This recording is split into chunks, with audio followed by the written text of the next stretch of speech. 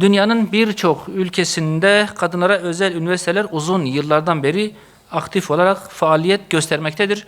Bu üniversiteler kadınların akademik ve mesleki gelişmelerine önemli katkılar sunmaktadır. Bazı ülkelerde bu üniversiteler kadınların akademik becerilerini geliştirmeye odaklanırken bazıları bilim, teknoloji ve eğitim alanlarında kadınların güçlenmesini hedeflemekte, bazıları ise kadınlara yüksek öğretime erişim konusunda özel imkanlar sunabilmektedir. Amerika Birleşik Devletleri, Güney Kore, Japonya ve İran'daki örnekler kadın üniversitelerinin belirli bir kültüre özgü olmadığını, farklı coğrafyalarda farklı ihtiyaçlara cevap veren bir model olarak ortaya çıktığını göstermektedir. Kadın üniversiteleri, kadınlara akademik hayatlarında farklı bir imkan sunarak eğitimde çeşitliliği artıran, bireysel tercihlere saygıyı esas alan ve fırsat eşitliğine dayalı bir modeldir.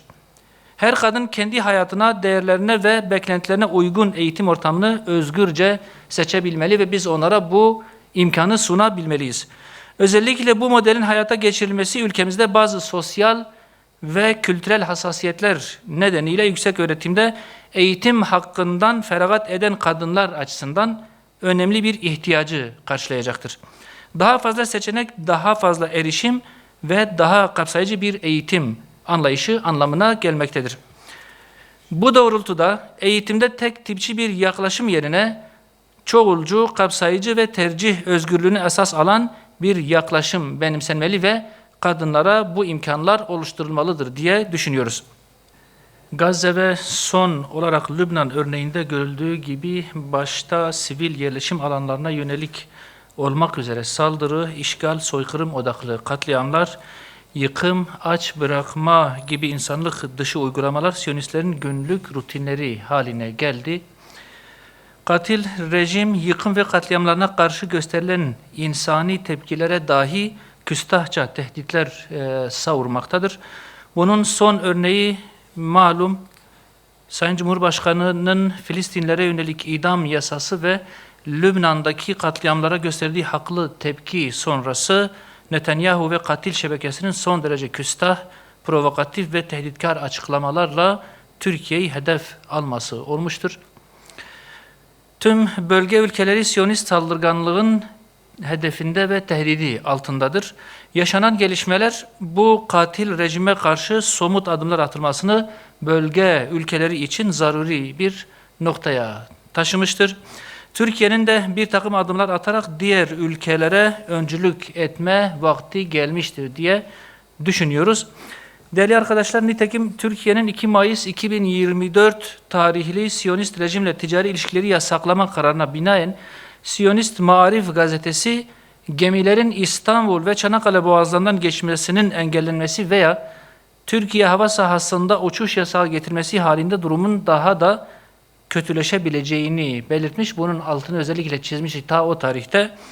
Saldırganlık ve soykırımdan sınır tanımayan bu katil rejim, katil Netanyahu ve soykırımcı terör çetesinin diğer yöneticilerinin son pervasızlıkları da dikkate alındığında Türkiye tam da Siyonist gazetenin o gün endişeyle dile getirdiği adımları atmalıdır. Bir an önce bu yola girmelidir diye düşünüyoruz. Değerli arkadaşlar, İstanbul ve Çanakkale boğazları deniz ticareti açısından Türkiye'ye önemli jeopolitik avantajlar sağlamaktadır.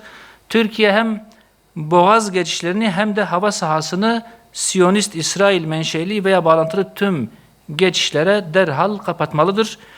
8 Nisan'da Lübnan'da 300'e yakın, hatta 360-70 kişi son olarak ortaya çıkan rakamlar, kardeşimiz şehit edildi.